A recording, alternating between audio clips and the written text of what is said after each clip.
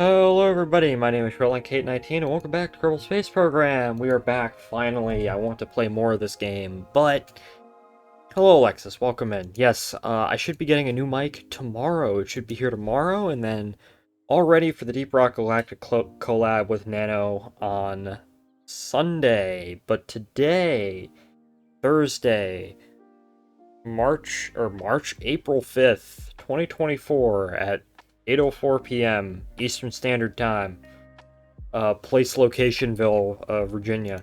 Um, we will be playing some Kerbal Space Program. And last time I played some Kerbal Space Program, we're going to continue our Mun-based project. I do want to play more of this game. I do want to accelerate our timeline or schedule. But last time, we came up with... we came up with a couple of different things. The first thing that we came up with was this space tug. We came up with this space tug, which will, it will cause Zakat. Yeah, I couldn't come up with... For some reason, the conformal decals don't like these parts at all, so I had to put something there temporarily, and, yeah, oh well. I guess this is the cat tug now.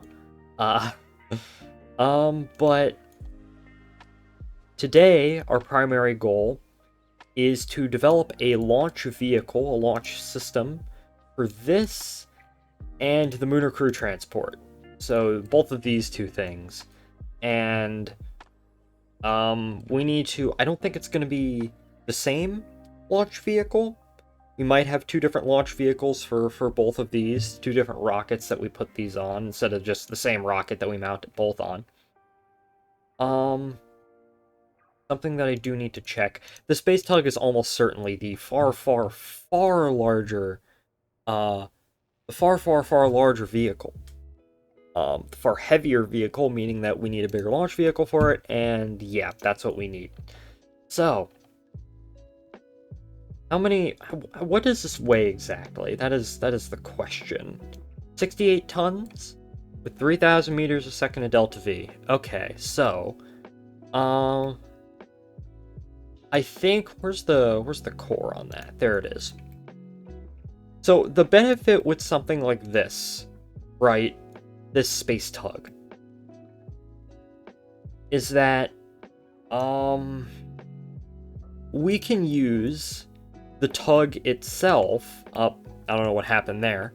We can use the tug itself. We only need to get it in space, on a suborbital trajectory. The fact that this is a tug, and it has its own propulsion, and has a lot of fuel and whatnot, and a fairly decent thrust-to-weight ratio. 1.3, that could be better. But,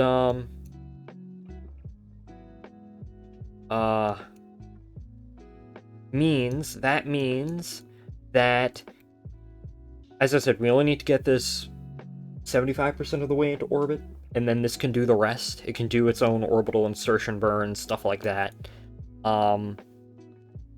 So that's what we are going to do, for this at least. Now, the first order of business is figuring out how the fuck are we going to mount this onto the stage. So I think let's just hop in and start. Let's just find, do I want to go with stack separator? Well, there's the fairing for that, but, I think, there we go. And then, obviously, that's not shrouded, We need some sort of, well, we need a payload fairing for this thing. And aerodynamics, ground, coupling. I always forget where you find the payload fairings, or I can just type in AE. 5 meters, excellent.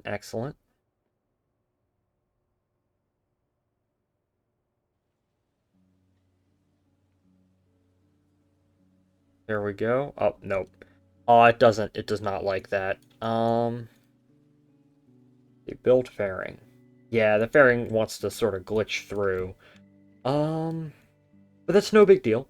that is not a big deal at all, because what we can do is we can just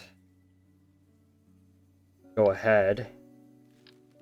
There's a 5-meter stack separator. We can just get ourselves a 4-meter stack separator. And considering that this is all going to be in a fairing, we don't need the shroud or the engine. And we can just bring in the stack separator, which is all fine and good. And of course, before we build the fairing, I will want to, let's just see, let's get some struts. So, how is everyone doing today? I had a fairly good day today. I went to work and I got some stuff done at work, and then I came home, I made myself dinner, and I showered, and now I'm here.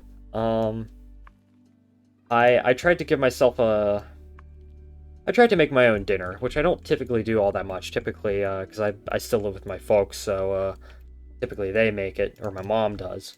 I did some maintenance on my dad's Chevy. Nice, nice. So I tried to make a meal that was comprised of orzo, with Greek beans, the Greek gigantic beans, and the tomato sauce, because, you know, and, I basically, well, I cooked the orzo, I cooked up the beans, you know, put the tomato sauce in, and then I poured it all together and added some salt, pepper, some cinnamon, some olive oil, stuff like that. Orzo is a type of pasta. It's like, it's a type of pasta. That in the center line? No, that is not. And it didn't turn out as well as I thought it would, but it did fill me up, so I'm not complaining. Well, just something to know for next time. Tomorrow I'm probably gonna make, because, probably some pork-related dish tomorrow. I don't cook too much, but I want to try and do it a bit more. Nope, can't do that. Okay. I added some stuff onto my trains kit bash. Nice, nice. Oh, I see why that's not. Because we got the payload fairing. We got the solar panels that we have, the big gigantic solar panels. Oh, nope. Moved the bell and added a feed water heater thing. Nice. I have always liked, on locomotives, personally, it's just me personally speaking, I've always liked dog houses on tenders on locomotives. I don't know why. I've always liked that. I've also always liked, I've always liked centered headlights. I don't like raised headlights. I think on certain things it looks pretty okay, but on most things, having the smoke box simply be empty, you know, it feels like there's something missing. So, so there we go. That's the big ass fairing for this. Clamshell deploy on. 6-sided fairing, yes. So that's the payload fairing for this craft. Okay. So, some idea. I had this idea. Why am I offline? I can go back online. I have my... Fuck, what am I gonna say? I have this idea for this specific launch vehicle. For this specifically, where it's sort of a stage and a half system. It's a stage and a half system where we have our big first stage with some sort of solid rocket boosters attached to it. Hydrolock sustainer with SRBs, as the meme goes. And then, obviously this gets the rest of the way into orbit, this big-ass, This big-ass launch vehicle. So I haven't actually... Well, no, those are 2.5-meter tanks. Have I used much in the way of 5-meter tanks for this? Not really. That's like a big fuel tank, which can be... Well, that's an S1C, and now if you make it orange, it's an external tank and stuff like that. The rounded nose cone. That's for the bottom if you're making a space shuttle, but we are not making the space transportation system today. Let's see. There we go. So the fairing is bigger than the rocket, but oh well. Let's go ahead. What is our... Here's a question. What is our F1 equivalent? What is our equivalent to an F1 rocket engine? The Mastodon? I believe so. That's your F1 engine equivalent right there. And then, actually, what other engines are there is the question. Liquid methane engine. Well, it's like a Raptor. Actually, no, that's not like... Well, I guess it's not really a Raptor, because Raptors aren't extending nozzles. Oh. Never mind, this is what a Raptor is. Actually, no. Is that... 1, 2, 3, 4, 5. That's like early Starship. Okay. And that's a question. What fuel do we want to use? I could just use Paralox, but oh well. Hydrolox? Hydrolox sustainer with SRBs? Hmm.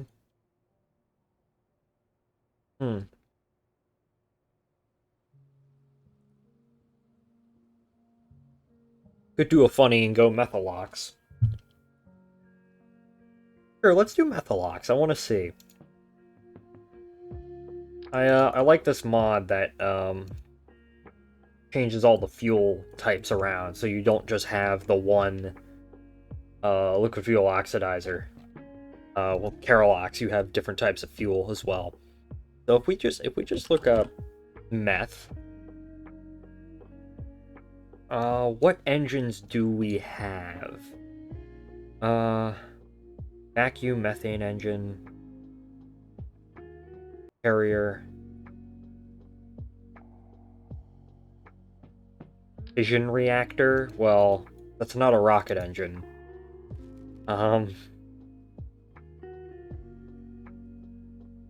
Let's see.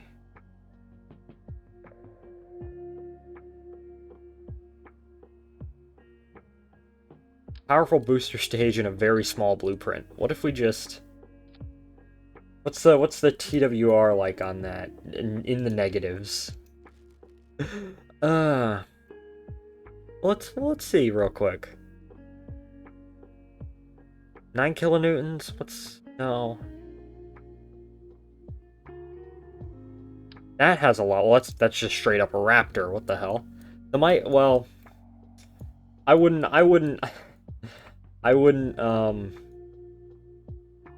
say yet, Alexis. Would that be enough, Delta V?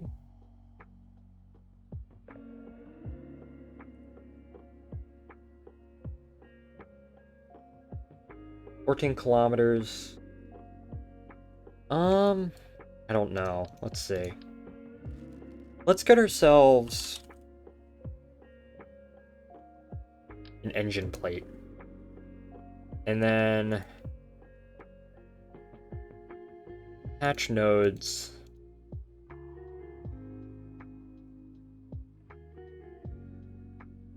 8 of these. Okay, 8 Raptors.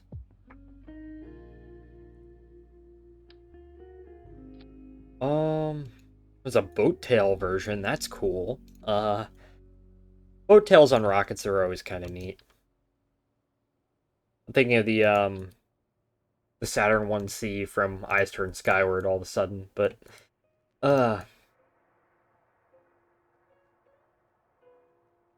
Yeah, there we go. That's definitely a bunch of engines. And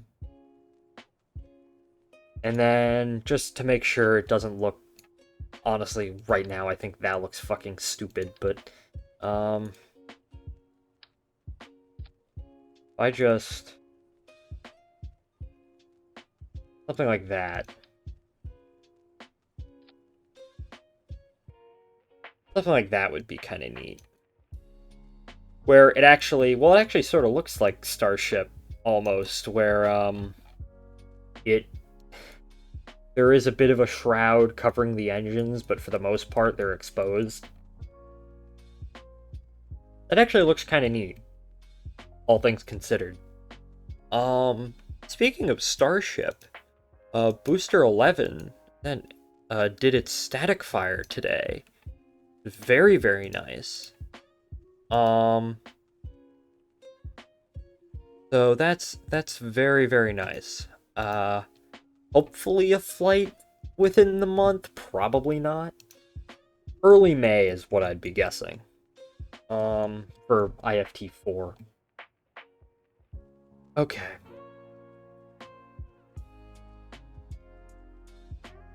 And then the engine plate, obviously we want to disable staging on that.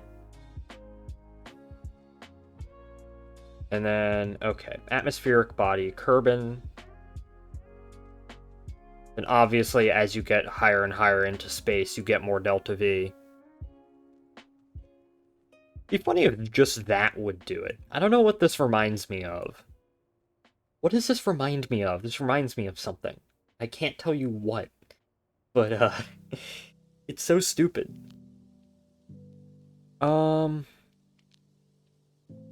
Let's go ahead. I can't see the values because my pixely as fuck monitor. Well, that sucks. Heaviest part, heaviest part. There we go. Yeah, okay, okay. And then by the time you're up at 11 kilometers is shit TWR, but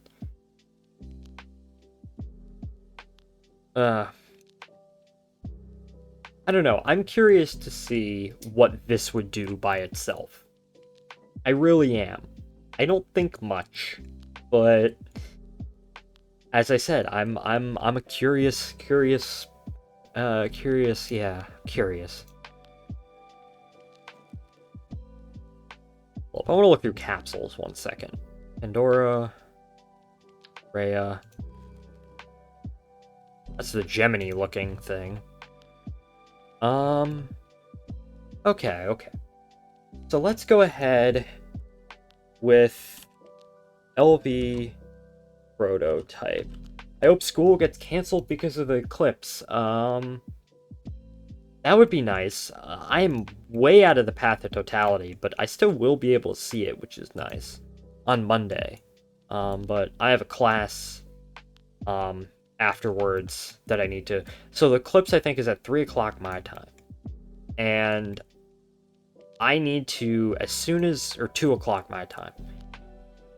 And then as soon as it gets done, I need to immediately hop in my truck and rush over to school, my college class, to see it, to go there. So, 5 a.m., yeah, okay. At least I think it's at 2 p.m. my time. I'm not entirely... Actually, here's a question. I might be way fucking off on that. Clips... I'm for 2:04 p.m. to 4:32 p.m. I see. Okay, yeah. 88% of the sun will be covered by the shadow when I am there. I still need to go out and buy glasses. It's just a partial eclipse for me, but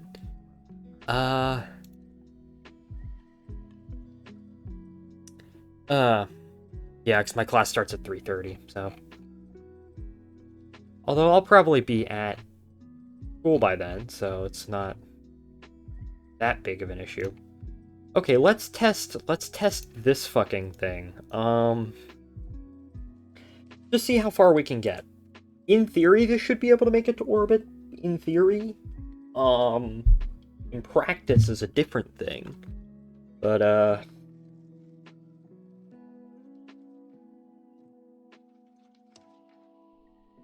here we go. This looks so stupid. This looks so fucking stupid, but oh well. Where's Kerbal Engineer? So, orbit. I don't need heat. Vessel. Surface. The fairing is more than half the rocket. Okay. 5, 4, 3, 2, 1. Okay, we're off. Right? Begin pitch over in a moment. That is a lot of TWR, gosh.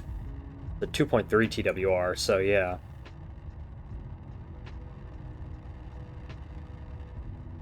I mean, it handles pretty well.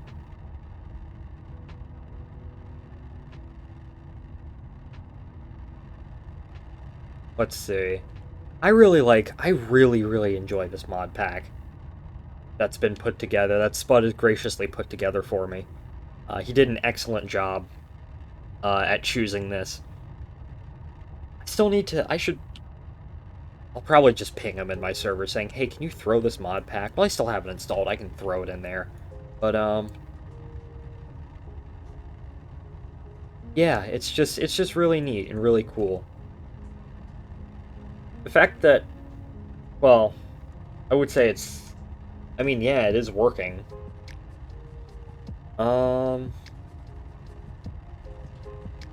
Let's see. 10 kilometers. Right there, I'll just level off. Well, we'll see. We'll see how high up we can get with this.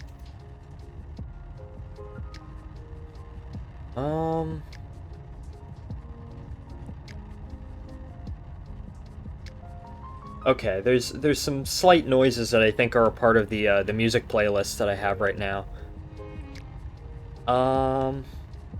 That I wasn't too sure if it was, oh, is that something in real life or is that something in the game? And it's just something in the game. I don't take games seriously, I just fool around. I take Kerbal Space Program decently seriously. Yeah, the little bangs and clicks.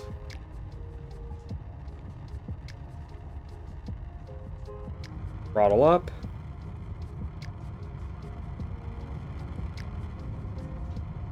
We are a bit shallow, but...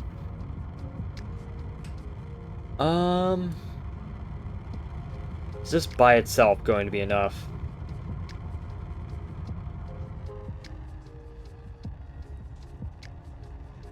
This by itself might actually be enough in order to...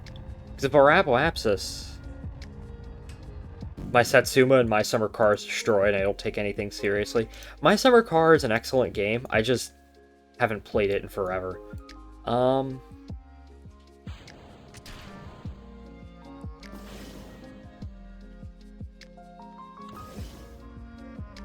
then LH2 deploy, and then just sort of a slow coast into orbit.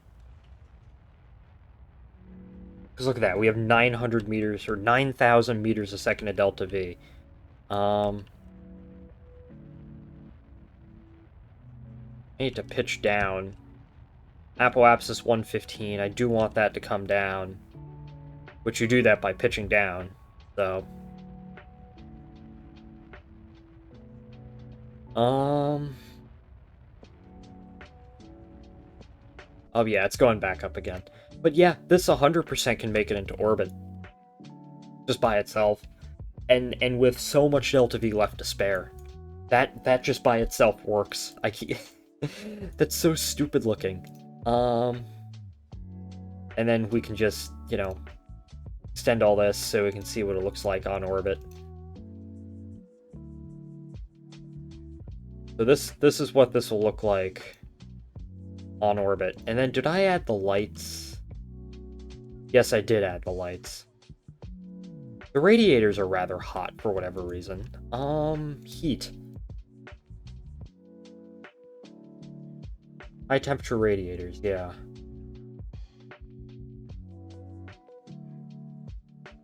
Nope, it's ticking. No, it's about the same. The radiators are always going to be hot. They're radiators, but still gotta keep track of them. But this is what this is supposed to look like once it's on orbit. I love the solar panels on this thing.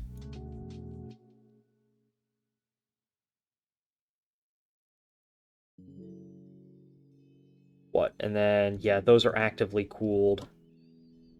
Then you reactivate the engine to get into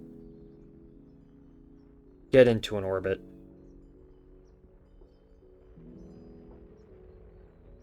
Epic streams screenshot. Yeah, it's just the standard screenshot for Steam, but let's get ourselves into a stable orbit.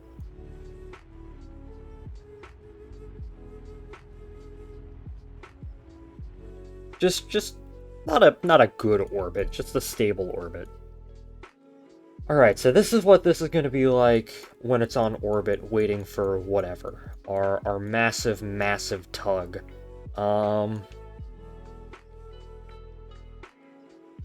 Okay.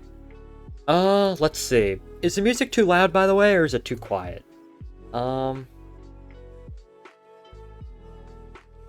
Hopefully the game is also not too quiet. Let me turn up the game a little bit, too. No, it's fine. Okay, good. Good to know. That is excellent to know. But, oh. I'll be right back, friends. Someone is calling me.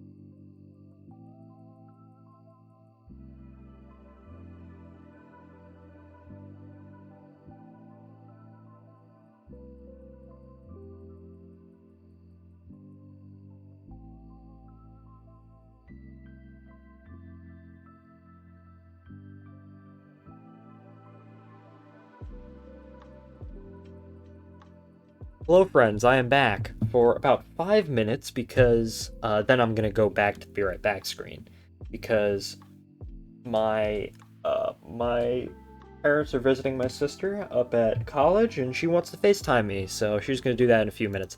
By the way, there are no dogs, so don't waste your time on dog cam because they are not here. What the fuck? Oh, there we go.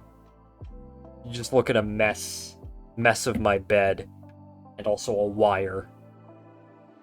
I'll get that after the stream, but alright, there we go. And cable, yes, that's the cable for my monitor. But anyways, we are in a stable orbit now, which is pretty nice. I guess the goal is to just sort of coast around and see.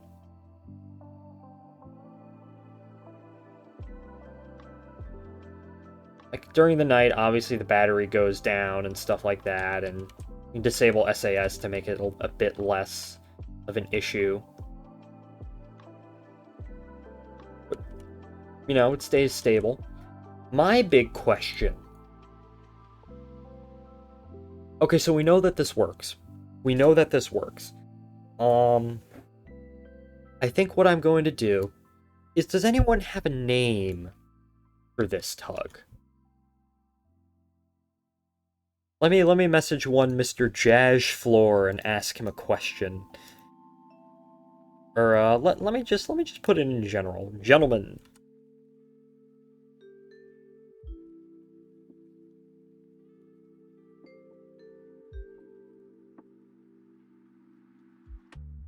Okay, let me just... Well, we'll see. We'll see. But this does, in fact, work. You know, as funny as it would be to keep the fucking cat thing that somehow came in one of the mod packs that I installed, I do actually want to give this a proper name. I do want to give this a proper name, so... let's see.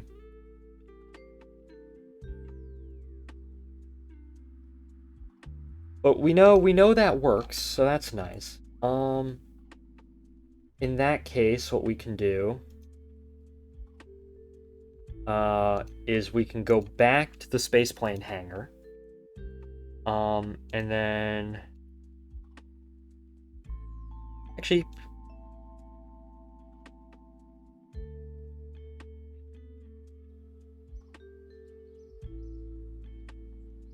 let me go into actually the next spaceflight server and then ask for a proper name for this space tug. See if anyone responds in time. As for this rocket, as for this launch vehicle, let's see. What did I name the previous? Did I give these names? These launch vehicles names? No, it's just launch vehicle. I think I called these Chesapeakes. After the bay. Yeah, they're Chesapeakes. Okay, that's a Chesapeake 10. I think I wanted to go back to my sort of method of naming things that I had way back when, where I named it after geographical features in my own state. So if the 2.5 meter one is the Chesapeake, right? I don't know, what's like a general York, you know, obviously I can go with Rivers, York, James, Rappahannock, Potomac, Shenandoah.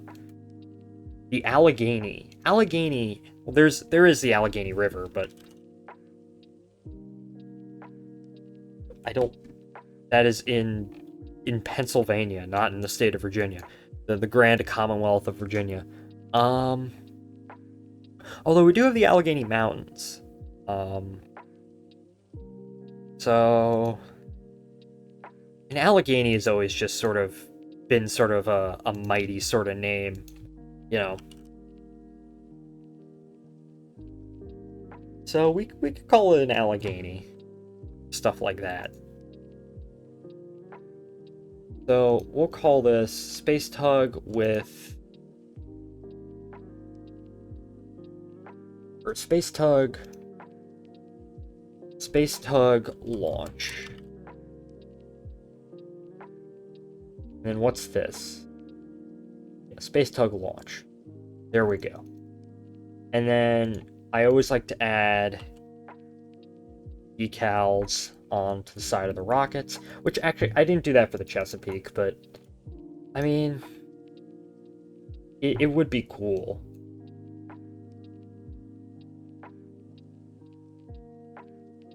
It would be cool this time around to do it. So let's see, where is the standard, the generic decal? Generic decal. And then text-based, or is that's a flag decal? So American flag, the text, that text, Allegheny, and then I always end up going Amarillo USAF. Oh, it's the USAF font. Hey, that's cool as hell. Okay, scale. Cut off.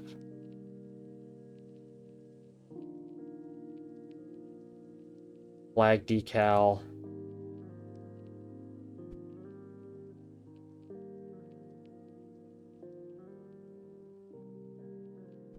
That sucks. Why can't I make it bigger? Oh wait, there we go. That's the depth of the flag decal. Yeah, there we go. There we go. The good old stars and stripes. Although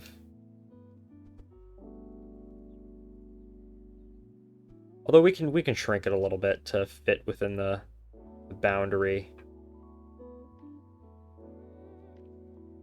45. Yeah, that's fine. Cut off. Scale. Or, I rotate this. There we go. And now scale. 50. Cut off. Cut off is still at 50. And then this is going to be the Allegheny, well, what is it? Single core, no boosters. So, single core, no boosters, no upper stage.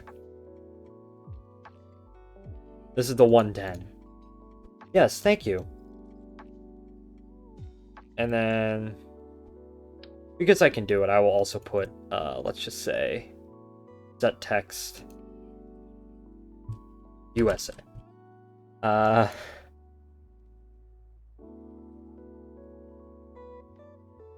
then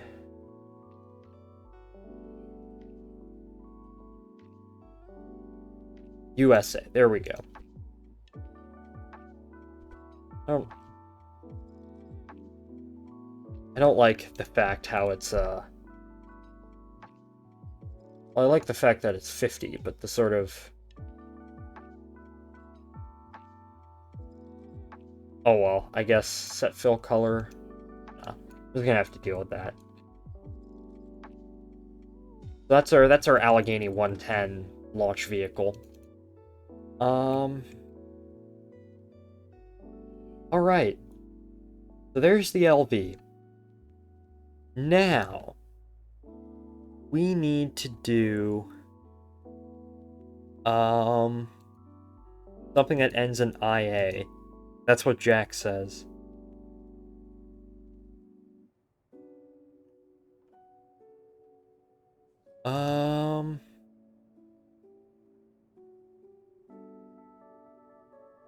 Let's see. I know I named let's look up tugboats of the United States. Let's look this up and see if we have any neat names. The USS Peacock.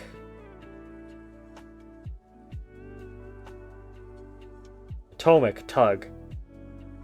Built in 2007, the Potomac is a Patapsco class tug. Ah, nice. There it is. I don't know.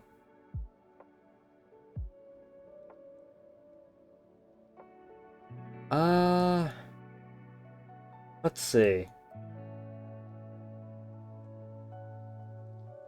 What else could we name it?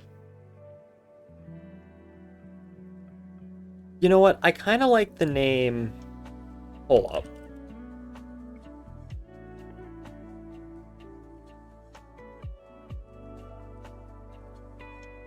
I sort of like the, I sort of like the name Haystack, because the, one of the, obviously with Apollo 11 you had the Command Module Columbia and the Lunar Module Eagle, but before NASA put the moratorium on, you know, joke names for spacecraft, the original names were Haystack and Snowcone, and I kind of like Haystack the most. So I think what I'm gonna do is I'm gonna call this thing Haystack. This is gonna be the Haystack Space Tug. And then the other one, if we get a second one, could be Snow Cone. Now, of course, Haystack, yeah. I don't know why. I just like that name. Also, the sort of cryogenic tanks make it look like a stack of hay. So, um, so I guess we'll go ahead and we'll do that. In this case, Grugger. I'm not naming it Grugger, Spud. Hello, welcome in. Spud, do you want to see the most ridiculous launch vehicle I've ever put together? This is the launch vehicle for our space tug, and what were we naming? We were naming the space tugs, and I decided to go with for the pair. If I ever decide to launch two, Haystack and Snow Cone, because that was the original names chosen for Columbia and Eagle for Apollo 11. Well, Columbia would have been Snow Cone, Haystack would have been Eagle, the lunar module, but and I like that name. It's just ridiculous. Now, my only issue, actually, here's a question. Here's a question right here. Could I?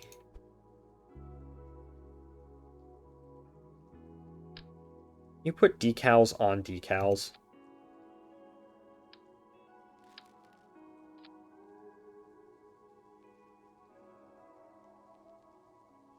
Hold up. I want to try this. Text. Nothing's showing up on that end. I do. No. What is the default role? Friends. Friends is the default role in my Discord server. The problem with this, though, with these, is that, putting it on there, like, what happens if I change the color of the structural panel? Here's the text decal.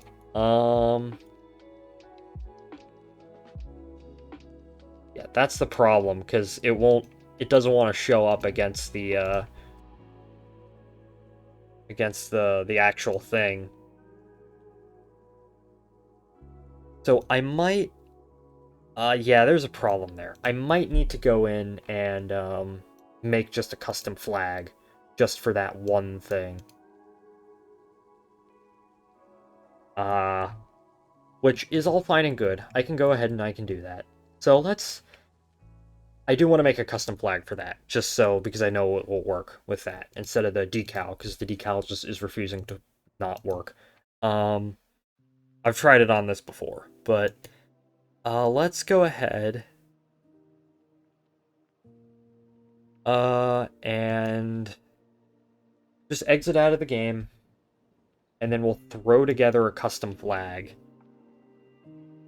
We haben ein serious problem. Okay, mission builder, no. Let me just go ahead and exit out of the game real quick. Up.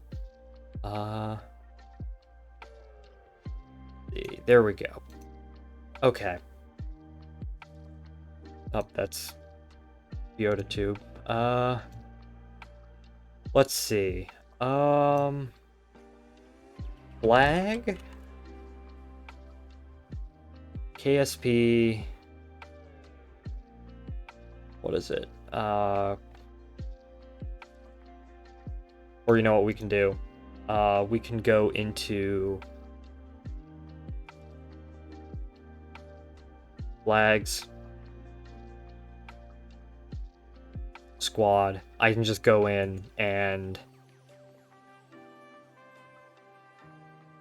I don't know, here's a Belgian flag.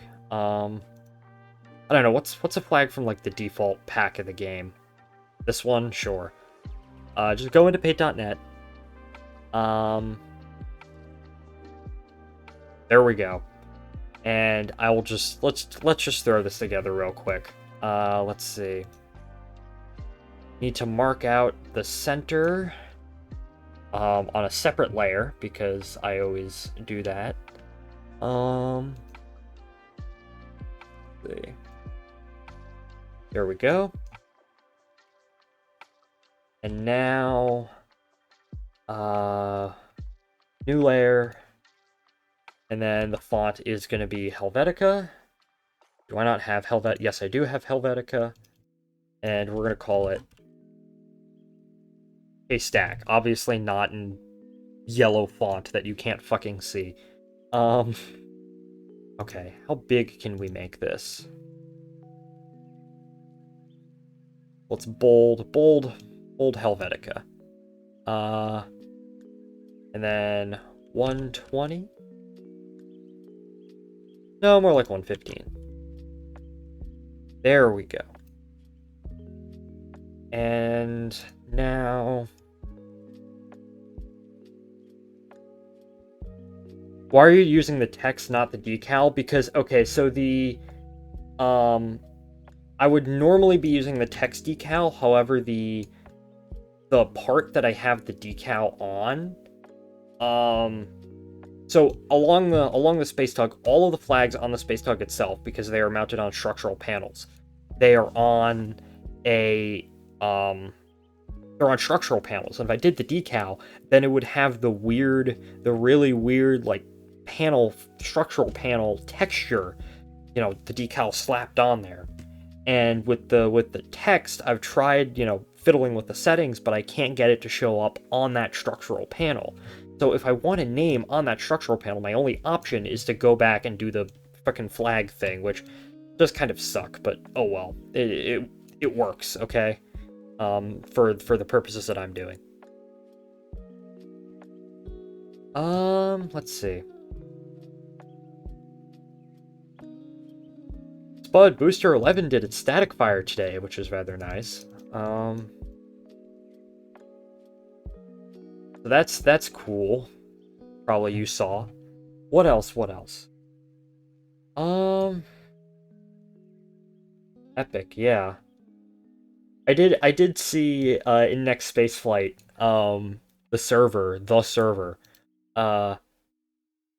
I saw it happen, but I didn't watch it. I was at work, but luckily I was the only one in the store at the time, so I could just bring it up on my phone and just very easily watch it. I saw you had gotten to, well, I saw that in the server. I guess you and Kutku had a little conversation about why something like MOL is considered a space station, while is Haystack in here? While something like TKS is not. Yep, it's in there. Okay. And I was thinking about this myself, and I think it sort of comes down to, and I was going back and forth about this, and my first thought is, well, it comes down to intent, right? Because MOL is a space station, or was a space station, because its intention was to effectively function as a space station.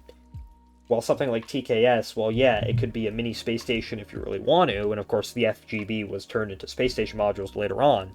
Its sort of point was to be the intention behind it was to be a crew transfer vehicle, a crew and cargo logistics vehicle. But then I got thinking and then realized, well, if MOL is a space station where it's, a single launch thing and you can come back down, wouldn't that mean that a space shuttle with, like, a space lab module is also a space station? Which didn't sit right with me. And this led me to slowly realize that we don't really have a good word for more or less basically free-flying spacecraft that do space station-like things. Because in my mind, a space station is something separate from a crew capsule. Space station is, even if you only go to it once, a space station is a separate spacecraft with, life support and functions and everything that's designed to support a crew for, well, really any extended period of time. But it's a separate craft that you go up and you dock to.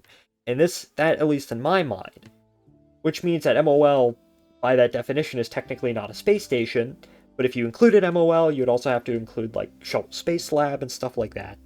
So I sort of realized that we don't really have any good term for crewed spacecraft that just sort of go up there and hang out and do, you know, space station-like things, but aren't necessarily permanent sort of things. The closest thing that I could come up to was the Sortie Lab, which was the original name for Space Lab. You know, you go up there, you do your science, you do your space station-like things, and you come back down all in one vehicle. So I guess MOL and what's it called? MOL and Space Lab, I guess also Space Hab for what it's worth, or Sortie Labs is, I guess, orbital module, I guess. I don't really know, because orbital module sort of implies that it's not really, I don't know, I don't like that either.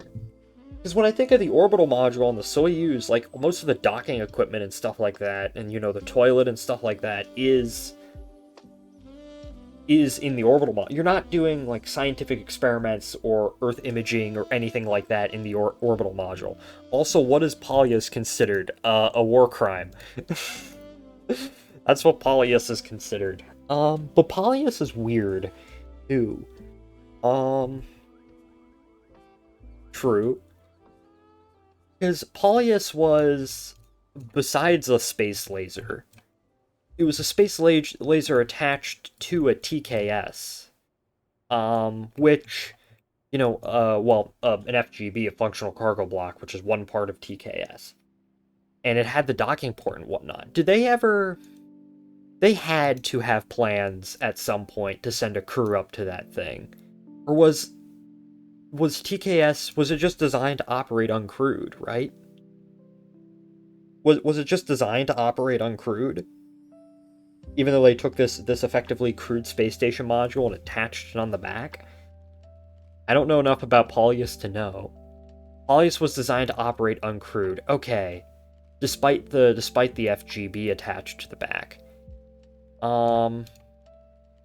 There we go. Haystack. There we go. Then yeah, I wouldn't consider it a space station then. Because a space station, when I think of space station, I feel like one of the prerequisites of a space station is it has to be crewed.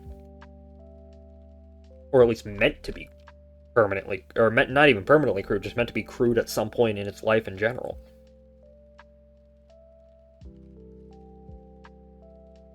In that case, Polyus is just a satellite, a really big one, but it's still just a satellite. Okay, we have the flag, we have everything. Let's take this thing on a little test drive, shall we? Let's go ahead and do a lunar mission with it. Let's do a little test drive where we fly it into orbit, we, send it out onto TLI and stuff like that, and then bring it back. Low lunar orbit. Oh, you, Alexis Productions 15, become a Kerbal. Yes, okay, give me a moment. Let me go ahead. Also, Spud, it's sort of interesting, because, I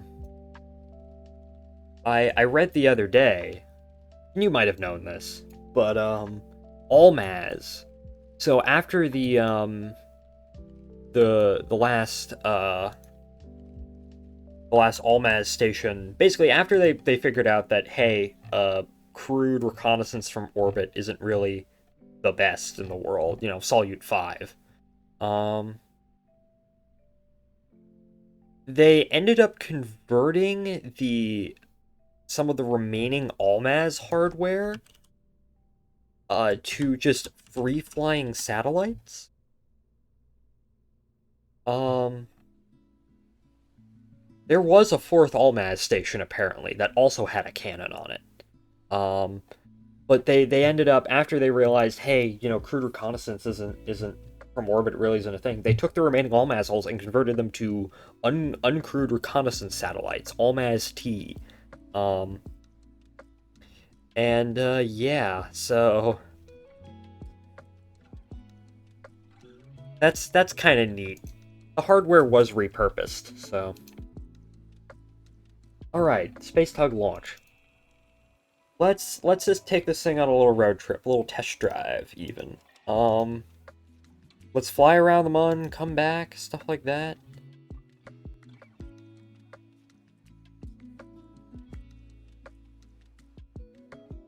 Okay.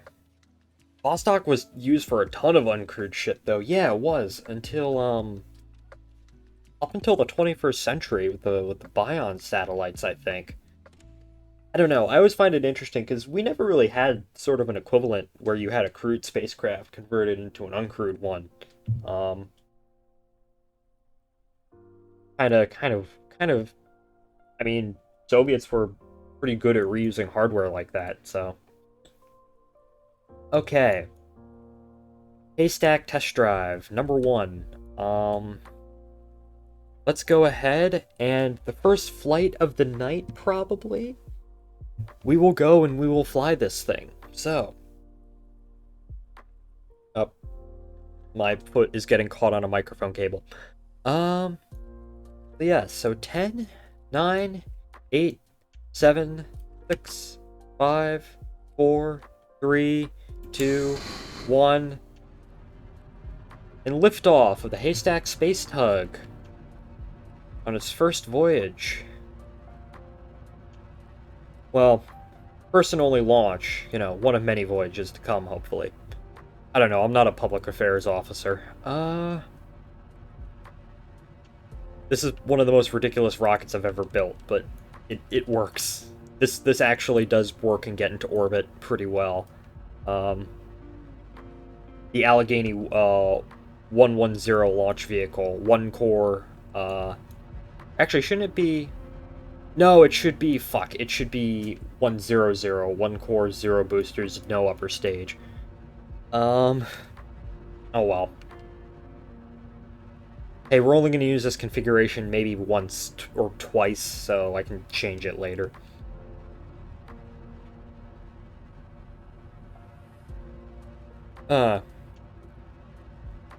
Okay.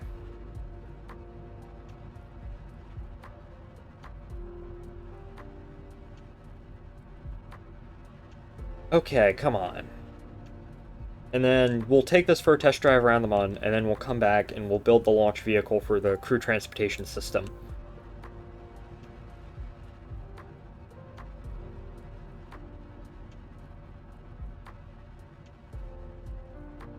No, 9, or what is it, 7? Are KSP streams long or short? KSP streams are typically around 2 hours or so.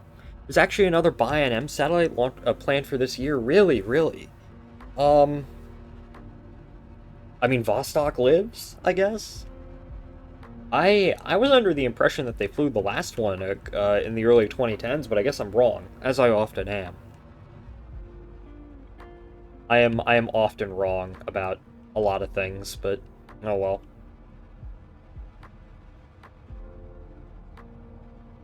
Okay. Leveling off. The last one was in the early 2010s. Ah, okay, that's what I was thinking of. Yeah.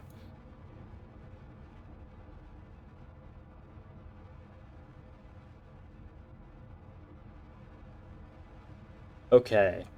Leveled off. Coming up on stage separation. We'll deploy the fairing now. Fuck! Fuck. What blew up?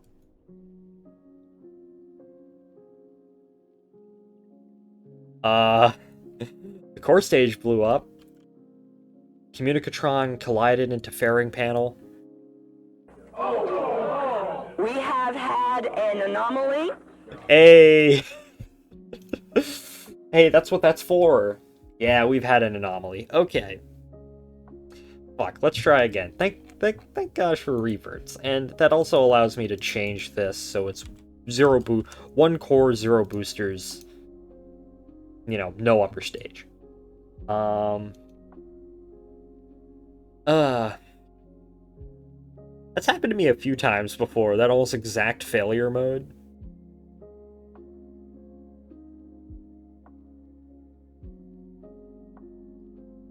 Oh well. let's go ahead. Well, test flight. The first test flight didn't happen. We reverted. Okay. All right. 5, 4, 3, 2, 1, go. Launch the fucker. You want to take screenshots though. The screenshots are cool.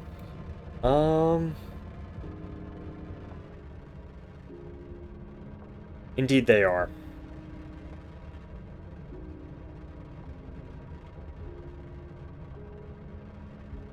Yes, and I can add more screenshots to the image slideshow. My sister was going to FaceTime me like 10 minutes ago, and she hasn't done it. But okay.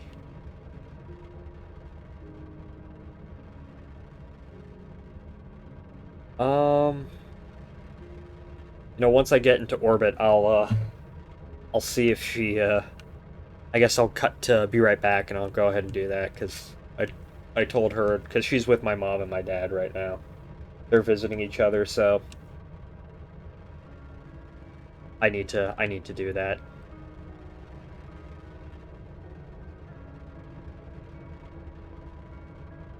More screenshots.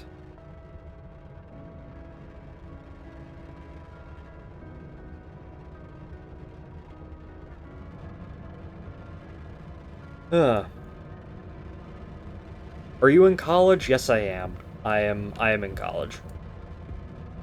It's just sinking in how cursed it is that our 3 primary Soviet launch vehicles in our altered timeline are Zvezda, Zond, and Almaz. Yeah. I mean, the Soviet space program, I'm going way too fucking shallow. But oh well. The Soviet space program, they like to reuse a lot of names. Because I know Zvezda was also the name for, a proposed reusable, kind of like a Dream Chaser sort of thing, based off the Spiral. That was a name that was proposed at some point. I'm half fucking paying attention to this launch, half paying attention to... We've been working on an alternate history writing project for a while now. Yeah, quite a long time, actually. I think almost a year, on and off for almost a year. This is my very beautiful ascent. Go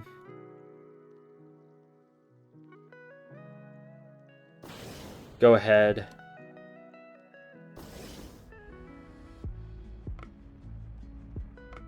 I can correct this horrible trajectory that I've put myself on.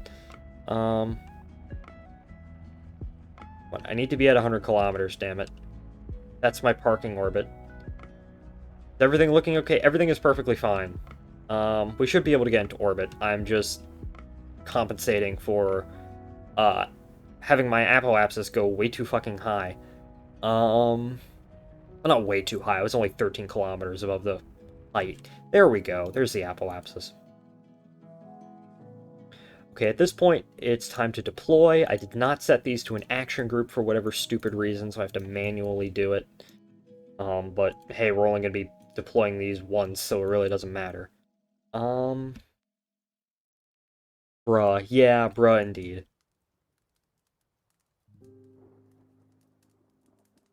That's like how, in every alternate history, you tend to see the same names in spaceflight alternate history timelines, like Artemis and Ares, and, stuff like that, Freedom.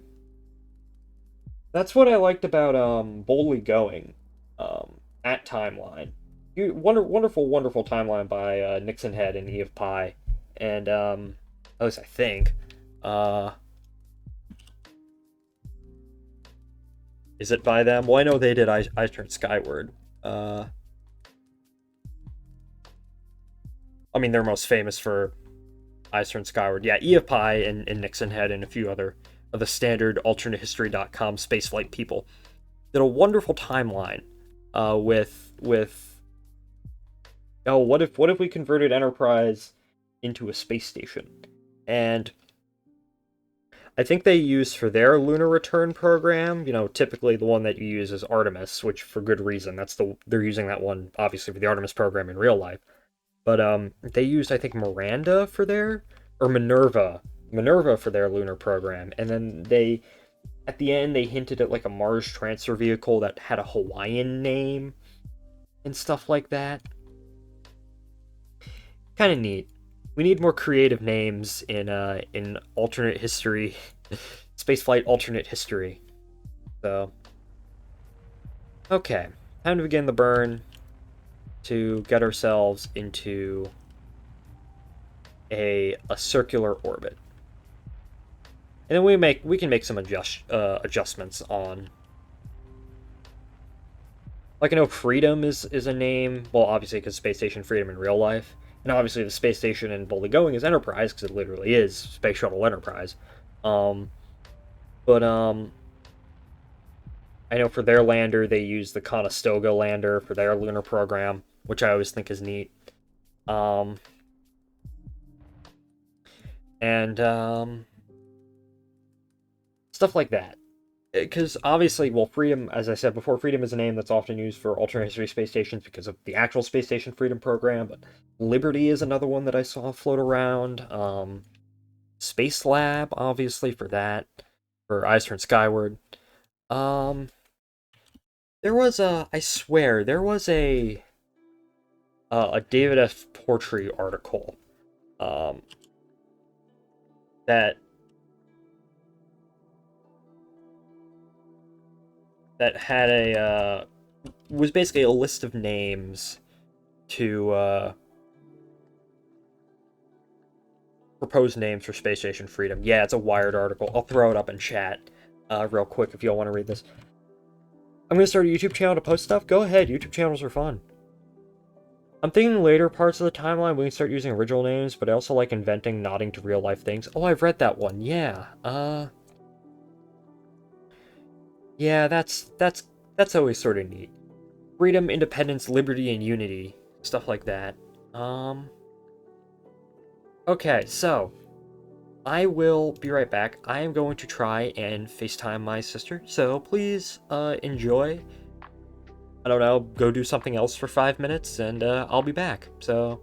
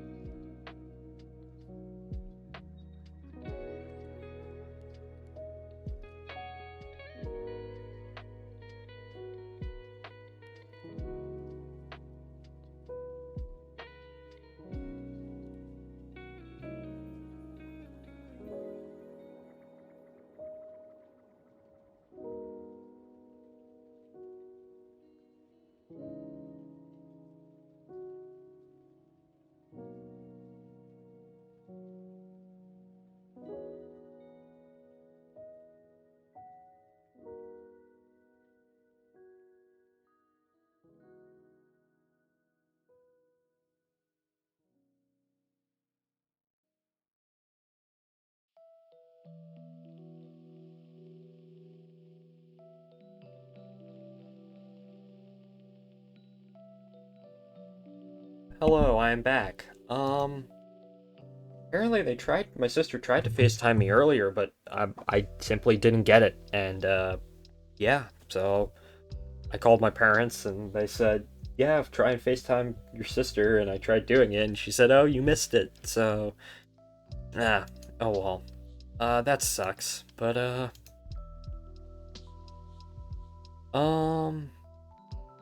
let's see.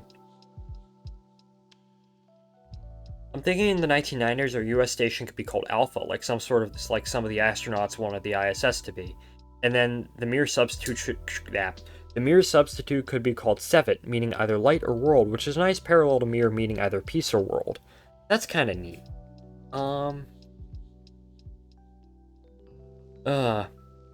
Yeah. Hold up, there was a name in this article that I sort of liked.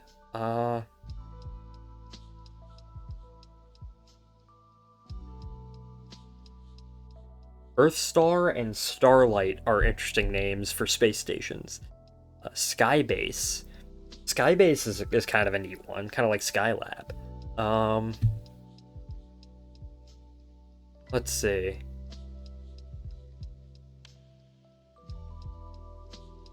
Olympia is a cool one for a space station. Pegasus. All those names. Okay. So we are in low Kerbal orbit. We're going to go ahead and circularize our orbit. And after that, we are going to find the Mun and do a TLI burn. So our wonderful 8,000 meters a second of delta V. Excuse me, one sec. Well, first of all, I've been pinged. Give me one moment.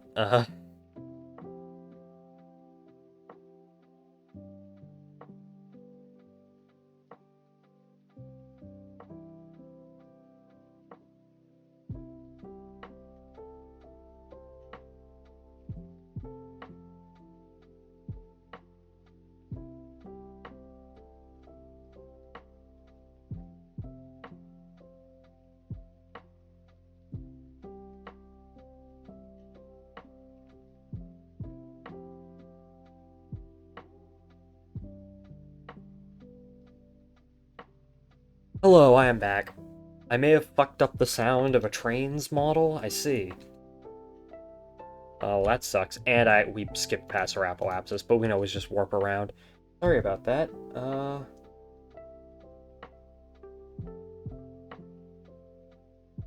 Okay. We're gonna lock in and get this done.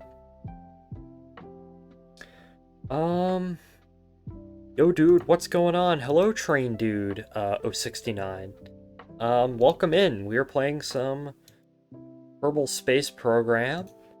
I'm testing out my new massive nuclear thermal rocket-powered space tug, Haystack.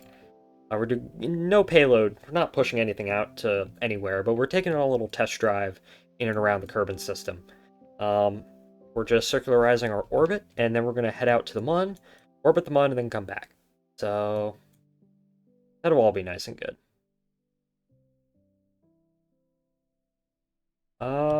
Let's see. Alright, yeah. 101 by 101. Okay, excellent. I do want to take some pictures of this, because Can you tell that I like this tug? I really like this tug. It is an excellent vehicle. Okay. So far, everything is alright. Now... Got me thinking about the inflatable antenna again. The fucking inflatable antenna experiment, that fucking stupid thing. Inflatable space station modules. Let's see.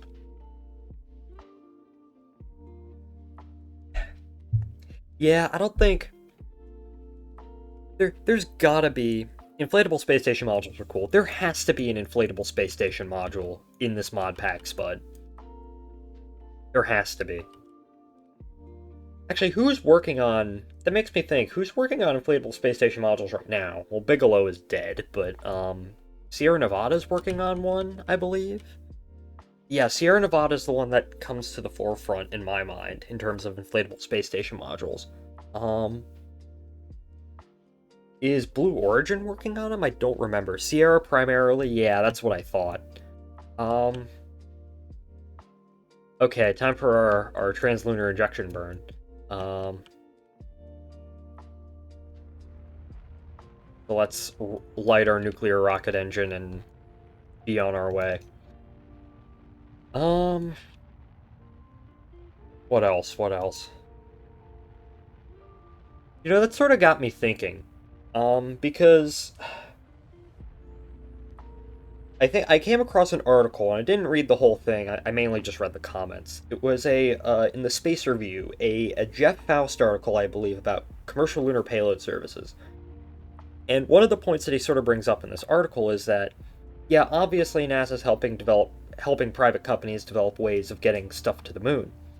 But at this moment in time, like, what's the market besides the long-term market for these companies besides NASA? And I was sort of thinking, right, where in spaceflight today, well, it's in a general rule about spaceflight is that vehicles are infrastructure. If you have a vehicle in space is that can go between the Earth and the Moon is equivalent to a road between, you know, two big points in a place on Earth, right? Stuff like that. Vehicles are infrastructure. And this led me to think, because there's plenty of companies that are developing things, developing rockets, developing space tugs, or lunar landers, or stuff like that. Moon hotels, baby. I swear it'll be within our lifetime. There are plenty of companies out there that are developing, you know, they're developing all these vehicles, right? With no obvious market other than, say, like NASA or the DoD, or the markets are very sort of vague. Like, I think a perfect example would be space stations. You know, obviously there are a lot of companies that are developing space stations right now. And you have one market, which is NASA, and then you have some other hypothetical markets that could pop up. You know, like space tourism and whatnot, or scientific research. But they're all sort of vague. And this got me thinking, it made me realize that we're in a position right now in the spaceflight industry that's sort of akin to where, and Pat, you'll like this a lot, sort of akin to what the railroad industry was going through in the late 1800s, where, especially out west, where, you know, a lot of railroads out west were laid down, basically from, at the time, was nowhere to nowhere. There wasn't a lot of existing markets out there, and the hope was that by building a railroad out, say, in the middle of nowhere out west, the railroad would facilitate the creation of markets themselves. So, you know, a railroad would come in and would, you know, the land would be granted by the government, the railroad would build through a certain region, and then they would use that land grant, and they would then build up towns that would then use the railroad. You're creating your own market. And that sort of got me thinking, where that's effectively what's going on in spaceflight right now, where you have plenty of companies that are working on all these vehicles and whatnot, with the hope that by creating these vehicles, a market will promptly develop from that, which I think is kind of interesting.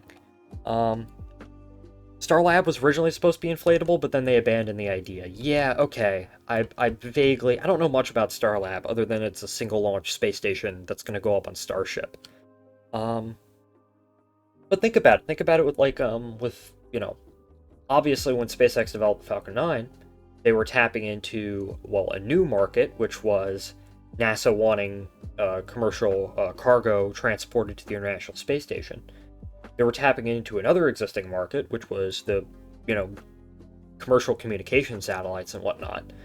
But in large part, you know, when you think about it, stuff like Starlink, where something like Starlink could only really be viable because you had something like the Falcon 9, and obviously Starlink is an internal SpaceX thing, but SpaceX, by creating Starlink sort of created their own demand for the Falcon 9.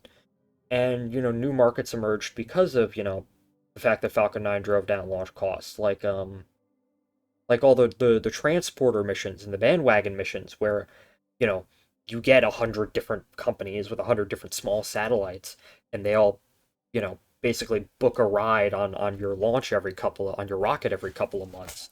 The pillows keep falling. Um, I use I use pillows as sound dampening, and now they keep falling. They're normally held up by duct tape. I knew that towns popped up around railroads, but did it work to sustain the railroads? In many cases, in most cases, yes. Here, give me a moment, actually. Uh, while I tape this back up. But yes, Spud, I will elaborate that on a moment, because the answer is a lot of the times yes, some of the times no. So give me a moment about that.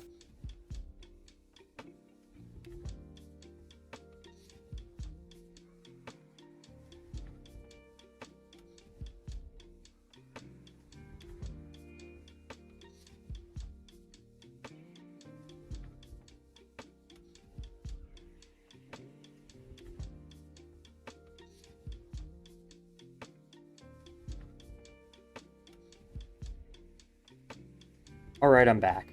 You can tell I'm not a train guy, but, yeah, so a perfect example of this actually isn't even out west. It's actually down south, in Florida. So, you know, that's a pretty picture right there. So, so in Florida, what happened, because Florida really wasn't settled except for a couple of, like, obviously there was Jacksonville and St. Augustine and stuff like that, and before really the 1850s, 1860s. But you know, up until about the big Florida railroad boom, Florida's first big boom really occurred in the early 1900s. So, and in many cases, like Miami is a perfect example of this, where Henry Flagler built the Florida East Coast Railway down from Jacksonville to, Miami, which at that point was basically just, it existed, but it really wasn't a town of any sort of importance. It was a small fishing village. But because they had built that railroad to that location, because, you built a railroad down to where Miami is now, Miami grew from a fishing village of 50 to, well, the largest city in the state. Specifically because the railroad went there, bought up all the land there, helped people move down there, and effectively created their own market in the form of Miami. And even today, the Florida East Coast is a phenomenally successful railroad because they have exclusive access to much of Miami and that market down there. Stuff like that. So it's absolutely a case of, obviously, in some cases it didn't work out, but sort of opening up the possibility for, people to come in and create a market, and effectively sometimes creating their own markets in and of itself. And it did work. It did work rather well. Stuff like that. So it's sort of like that, where, at least in my mind, there's sort of not an exact equivalency there, but close enough.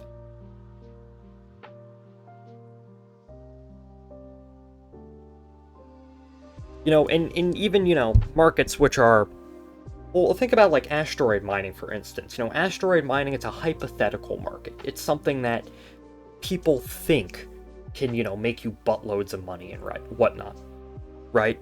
But obviously right now, nobody's mining asteroids today because we simply don't have the vehicles for that. There's not an existing, the market's hypothetical, but it's not an existing market. But by building vehicles, you can, facilitate the creation of that market in real life. Just how, like, oh, we have all these resources out west. We know that they're there, right? We know that we could potentially make a whole lot of money off them. If we build a railroad to there, we could actually open up that market and make it, sort of real. It would no longer hypothetical, stuff like that. And obviously there are cases where you have an existing market, and, like SpaceX with the Falcon 9, they tapped into the existing, communication satellite market. You didn't just build a railroad between places that didn't have any markets. You built them between existing markets too. So, I don't know. I find that to be sort of a neat equivalency, because we're sort of different mode of transportation, but we're starting to. It's a different. We're seeing the same thing, albeit 150 years apart with a different mode of transportation, but it's really cool and really neat to see. Alright, gentlemen, we're currently on a flyby trajectory of the Mun, but we are going to enter into lunar orbit very, very soon. I think for the purposes of this, we want to get into a 25 by 25 kilometer lunar orbit. Because that's I think the altitude that we would want to deploy our lander at, and then promptly go down to the Mun. So let's go ahead and light up our nuclear thermal rocket engine. And,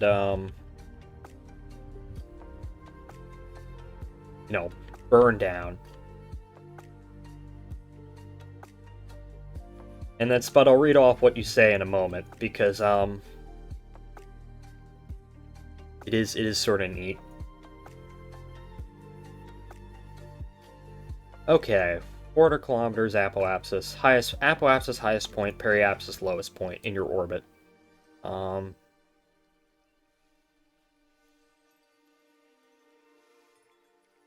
Blue. Look, it's the blue flavor. Okay.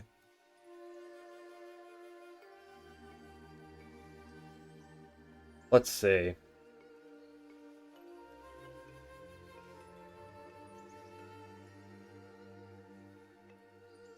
Okay. Oh, I can... A little bit more. We are using through a lot of our liquid hydrogen, which is fine, but... We can launch a second one. We can launch, Okay, periapsis going down. There we go, 25 kilometers. I think Blue Origin and some of the other startups like Varda have the right idea that finished goods manufacturing facilitated by microgravity will be in the near future. Yeah, the fact that Varda Space was even able to, well, not getting a license to land aside, the fact that they were actually able to launch something into space and manufacture something in space and return it. I think the next... That's going to be... In-space manufacturing is going to be a thing. Asteroid mining, I think, is sort of way off in the future. Well, not way off in the future. Not like 100 years off in the future, but, it's not something that's... Asteroid mining, you're not going to see that in the next 10, 20 years. In-space manufacturing, however... Dude, that's going to be in the next 5 to 10. If the mere fact that Varda exists and that they were able to successfully demonstrate that shows to me that that is a technology that we are very, very close to having.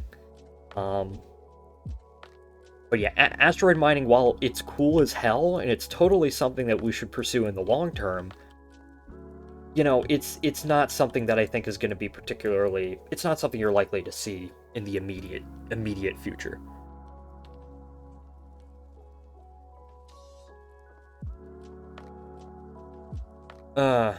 Okay, we are now in... Well, we're not in our circular orbit yet. We still need to get into our 25 by 25 kilometer orbit, and then basically orbit around for a while. 5 possible industries in space, yes.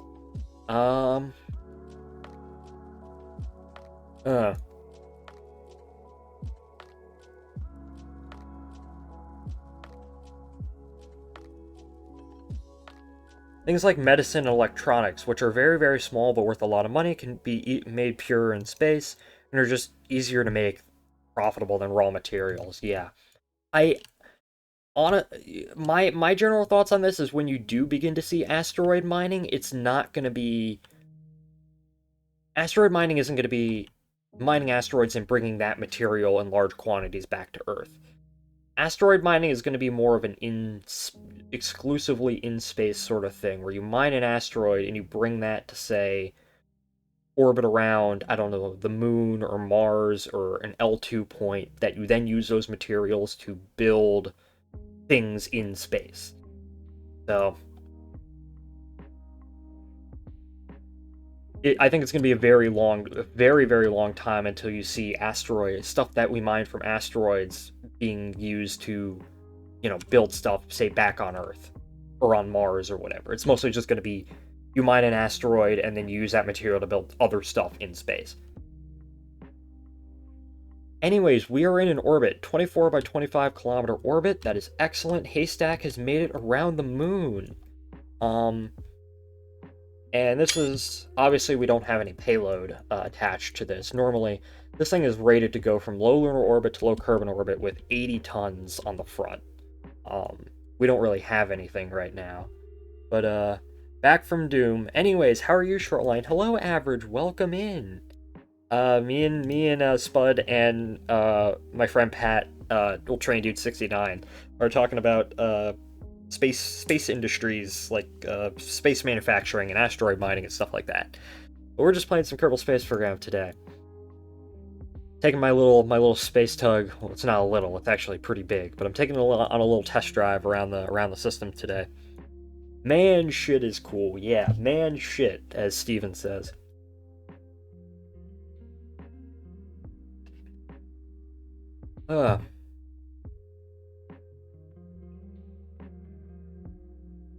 Honestly, I have a pessimistic view of human settlement in space. Not that I don't think it'll happen. I'm just nearly certain it'll happen. I just think it'll take longer than most people expect. 100 years is a very short period of time, even on a civilizational scale.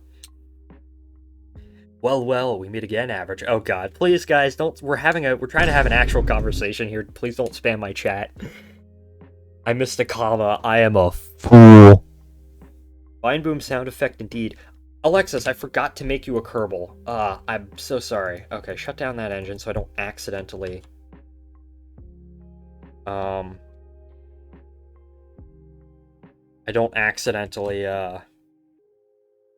start the engine. Alt F12.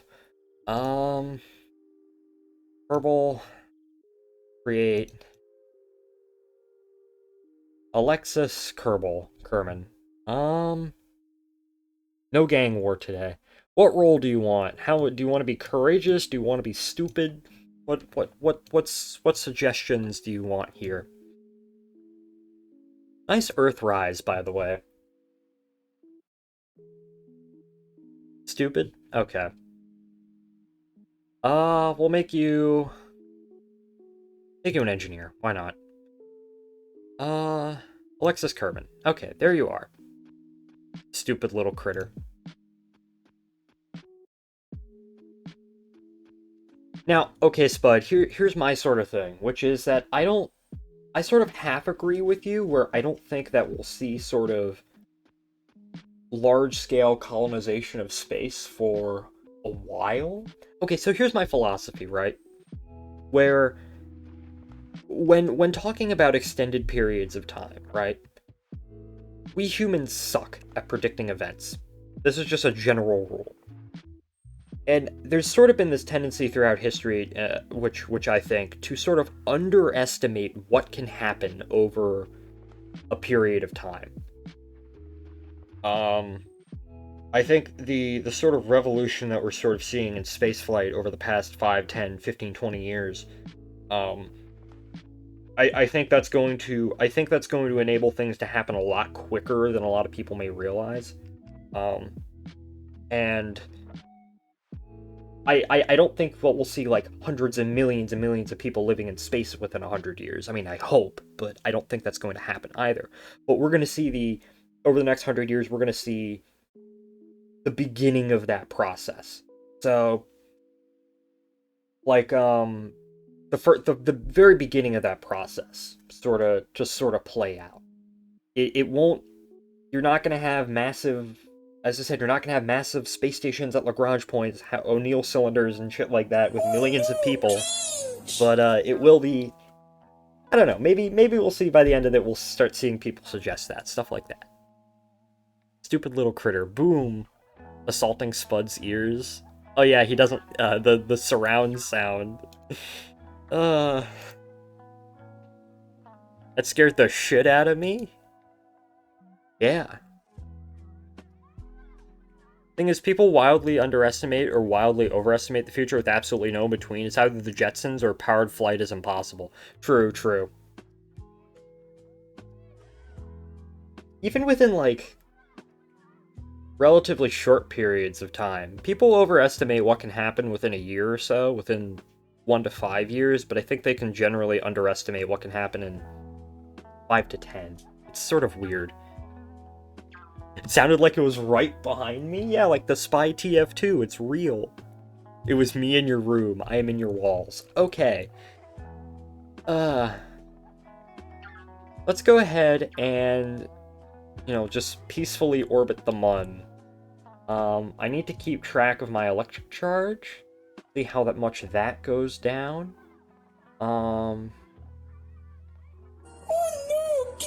There it is again. Fucking hate that sound effect. Yeah, we're gonna do a couple of laps around the Mun just to keep track of some things and just to see if everything sort of checks out. The big issue is the electrical charge, because if that runs out, then the heaters in our cryogenic fuel tanks will stop working and all the fuel will just boil off, which I don't want a space tug to run out of fuel and they get stranded because all of its fuel disappears. Like, not even joking, get rid of that redeem sometimes. What if I make that redeem just require so many bandanas, no one will ever be able to use it? I want to keep it, it's funny to me, but I don't want it spammed. Make it like I will not make it 100.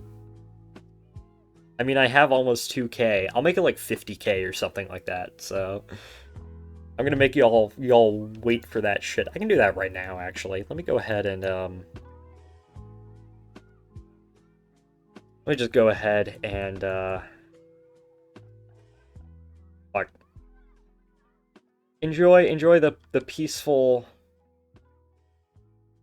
Let's see, viewer rewards, channel points, manage channel points. Okay. Fringe at 300 currently. What if I make it? I make it 15k. All right, cringe is now 15k.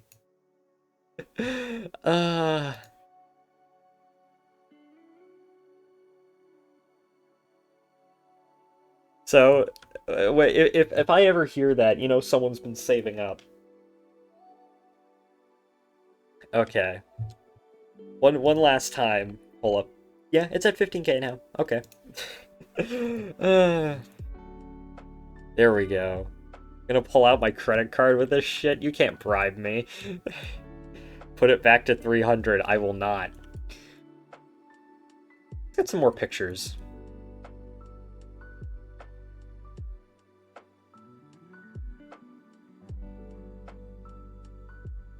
I do like the solar panels on this. I know I keep saying that, but it is really nice looking.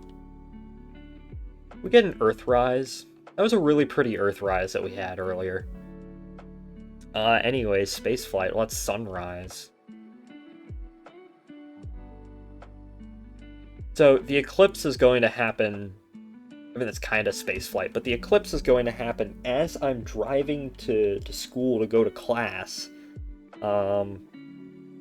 So that's going to be interesting.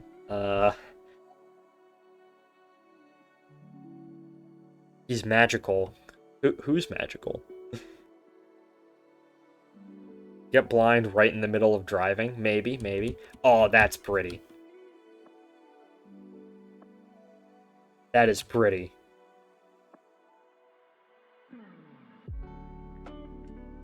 That's like a screensaver right there. That's nice. Sit back and relax and just enjoy.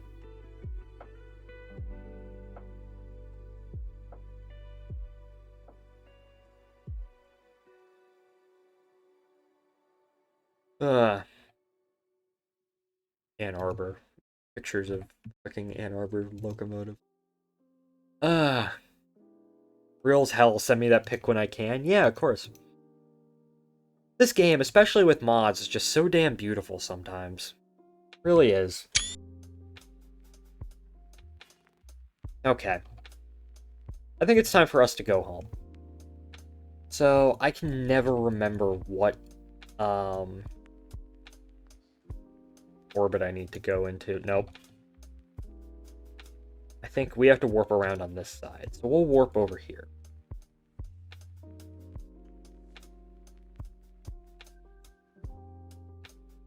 I think by the end of the century, may have like an amalgamation the size of a large suburb around the lunar South Pole and a couple of McMurdo stations on Mars. I would say that we would have more by that. I would say I would disagree. I'm more optimistic in that regard.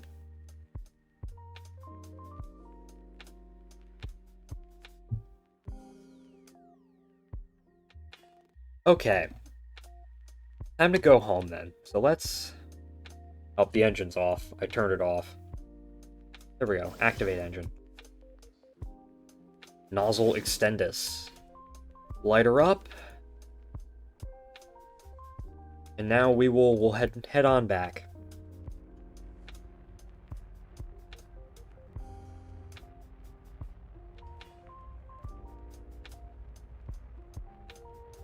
Okay.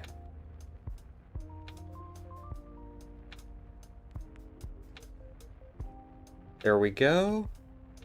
Did I try aero braking this thing?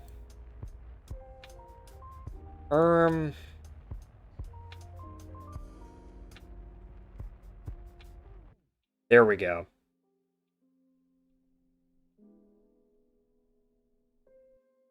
$79 kilometers, that works. Okay, now time to just fly away from the Mun. Put the cringe sound at one bandana. I am not doing that. You can't make me. Can't make me do it, damn it. You can't. There we go, flying away. And then change, well now we're in the urban sphere of influence, but I'll give you 5 pesos. What is the peso to dollar rate?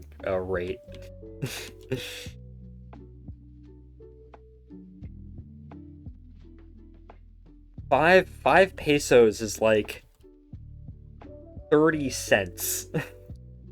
I'm not accepting that offer.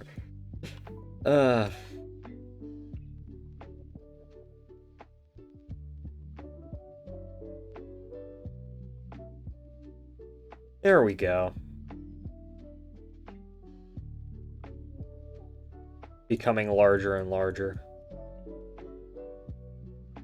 Okay. 2 minutes until Periapps. I'll buy you Daniel from the JMPT. He's... Have you seen Canadian National number 92 out of the Wilmington Western? It's a fucking shell. It's a shell of a boiler and some wheels. That's all it is. He's not from Strasbourg. He's from the Wilmington and Western.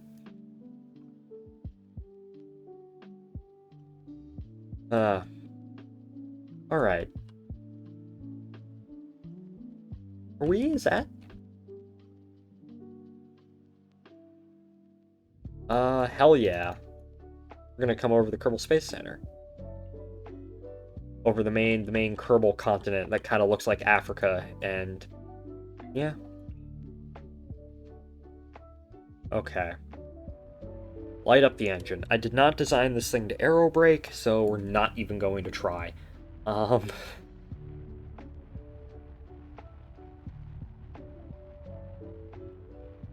Yeah, look, there's the Kerbal Space Center back there. There it is.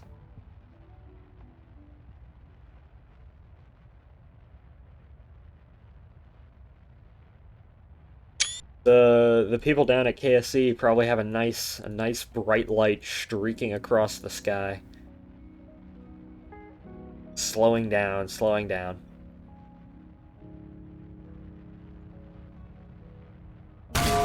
Bonk. Need to play TF2 more. Oh yeah, speaking of, let's see, I don't know if I want to stream Railroader next week for this, simple fact that I've been playing a hell of a lot of it recently.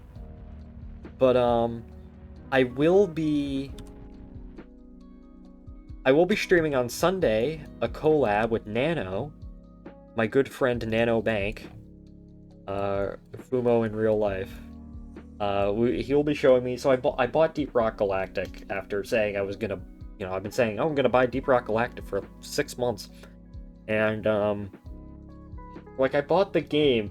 It would be fun if we did a stream together, me and Nano, where Nano just shows me how the hell to play the game. So that's what we're doing on Sunday. On Friday of next week, I'm going to be doing a dual stream with Ryan. I don't know what we're going to be doing. I do want to play more KSP in the middle of the week, though, so that will be very nice.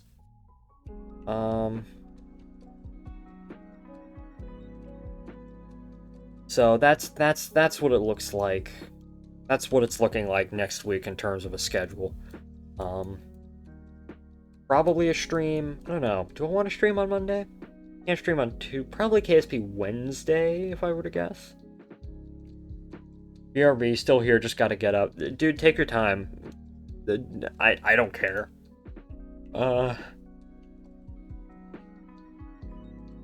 Watch however much you want to watch. Oh yeah, Hobo Shoestring died, which is... I keep forgetting, it's just very sad. He was one of my favorite YouTube channels. So rest in peace, Hobo Shoestring. Probably one of the most entertaining people on YouTube, at least in my opinion. Anyways, we are back in low carbon orbit. This is absolutely excellent. What time is it? 9:52? I typically stream KSP for about 2 hours. Although I do wanna stream more, and I do have to get up tomorrow, and I still have to do a couple of things. So I think we'll probably end it within the next few minutes or so. But Space Tug has been done and tested. We went on a little road trip, did a little test flight. No, we do not have a deal. I'm not increasing it to 1.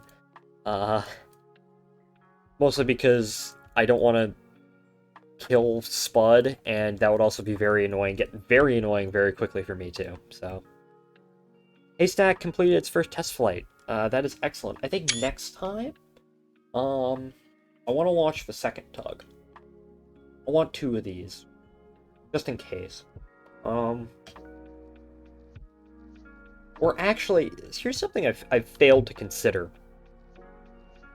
We are going to need some sort of refueling craft for this. So, we're going to have to develop a refueling craft for this, and send it up, refuel it. And... yeah. Honestly, my reasoning for the fact the settlement of space will take a long time is primarily based on the fact that I just think it'll take a long time to figure out how to actually live in space. So it's not like a, from your perspective, it's not like a technological issue. It's sort of a biological issue, so to speak. Stuff like that. If that's what I'm, that's kind, yeah, okay. Let me go ahead and let me actually bring up a list of things that I need to do in this game. So KSP, refueler, KSP refueler, and then we will, LV for, and then, LV for crew transport. Yeah. I'm gonna actually screw it. We'll stream on Monday. We'll stream on Monday, and we'll stream on Wednesday too. Kerbal Space Program, and we'll begin to knock some of this out. So, all right. Well, in that case, I know it's a bit of a shorter stream, but I think I'm going to just, honestly, I think I'm just going to end it here. Yeah, so, well, thank you wonderful friends for joining. Thank you, Pat, Alexis, Spud, and Average for joining in, as always. I know it was a bit of a shorter stream, but KSP streams tend to be a bit short because I can only play this game for so long before I just get, I lose all focus. Next time on KSP, well, next stream will be Sunday with the Deep Rock Galactic collab with Nano. And then next stream will be just by myself.